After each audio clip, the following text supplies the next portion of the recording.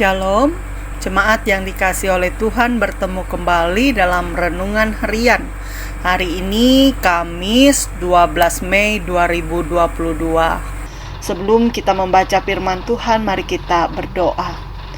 Bapa, kami mengucap syukur kepadamu. Engkau Allah yang setia dalam kehidupan kami umat-Mu. Kami senantiasa dipelihara dan ada dalam naungan tangan kasih Tuhan. Hari ini kami akan mendengarkan bagian daripada firman-Mu.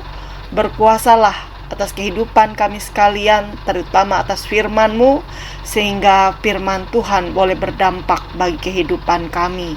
Dalam nama Tuhan Yesus kami berdoa. Amin. Wahyu pasal 10 ayat yang pertama hingga ayat yang ke-11 di bawah judul perikop kitab terbuka. Demikian bunyi firman. Dan aku melihat seorang malaikat lain yang kuat turun dari surga, berselubungkan awan dan pelangi ada di atas kepalanya dan mukanya sama seperti matahari dan kakinya bagaikan tiang api. Dalam tangannya ia memegang sebuah gulungan kitab kecil yang terbuka. Ia menginjakkan kaki kanannya di atas laut dan kaki kirinya di atas bumi.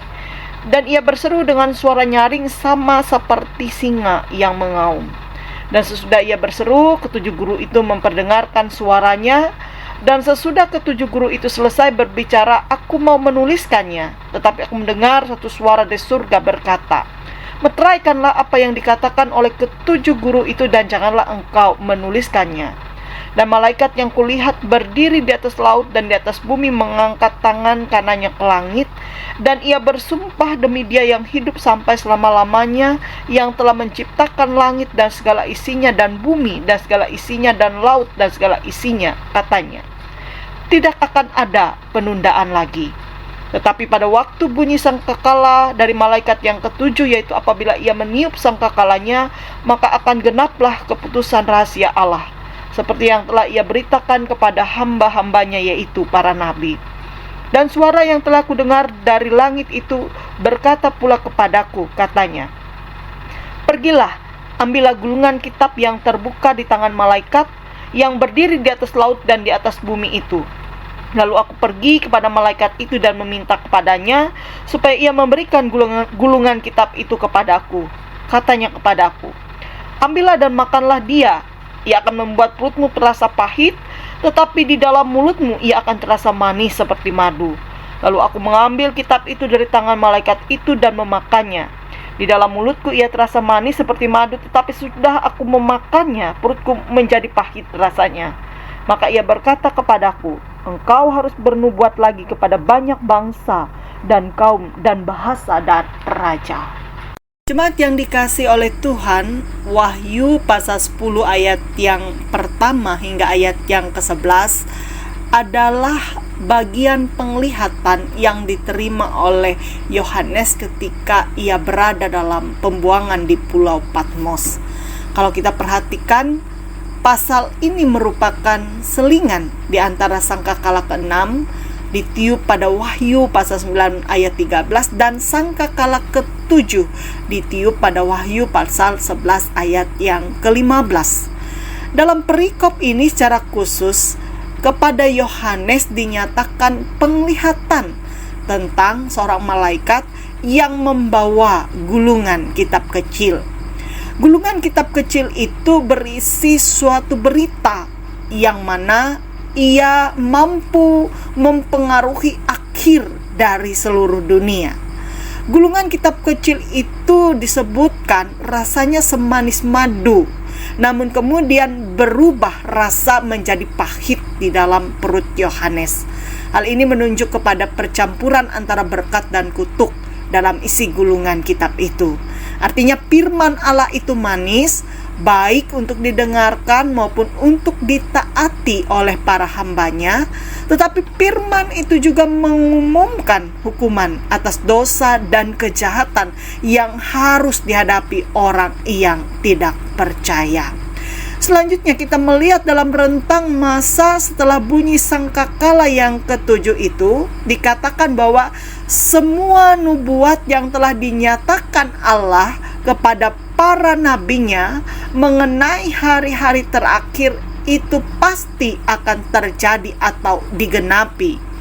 Hal ini berhubungan dengan penggenapan maksud Allah itu sendiri dalam kedatangan Kristus kembali ke bumi dan penegakan kerajaannya.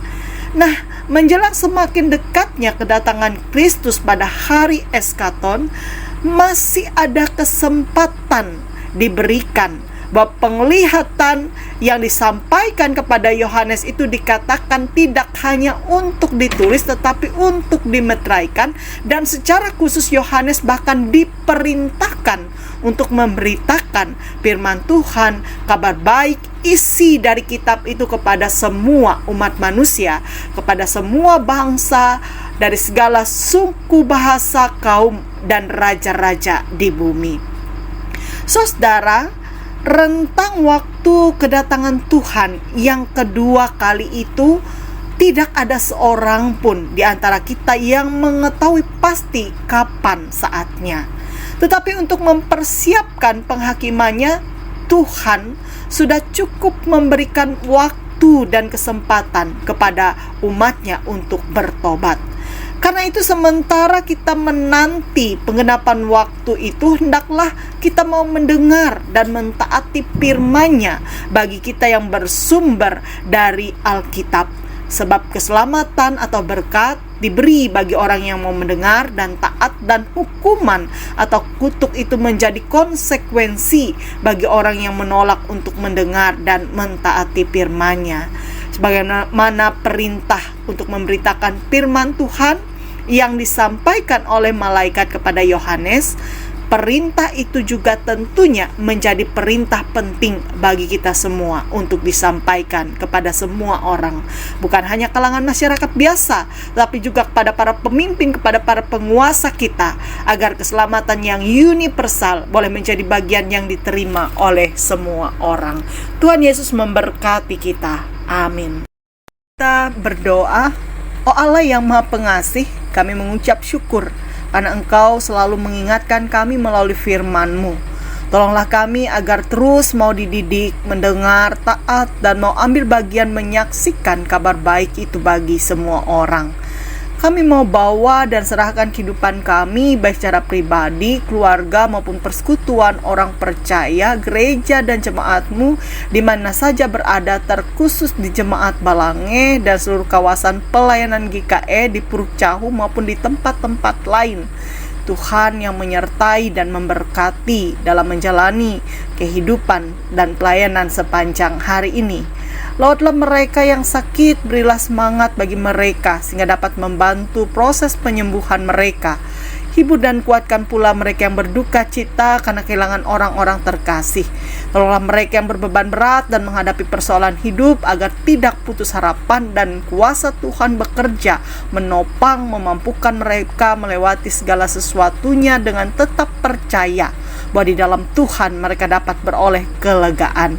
Diberkati setiap tugas pelayanan usaha pekerjaan yang dikaruniakan Tuhan untuk dikerjakan dan dikelola. Demikian pula daerah tempat tinggal kami, bangsa, negara, bahkan dunia ini. Hadirkan roh damai sejahtera Tuhan yang mempersatukan kehidupan semua orang.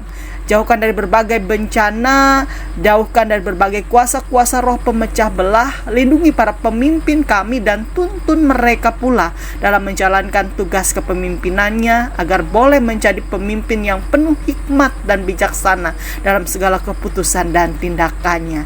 Terima kasih ya Allah, dalam nama Tuhan Yesus Kristus yang telah mengajar kami bersama berdoa demikian. Bapa kami yang ada di sorga, dikuduskanlah namamu, datanglah kerajaanmu, jadilah kehendak-Mu di bumi seperti di sorga.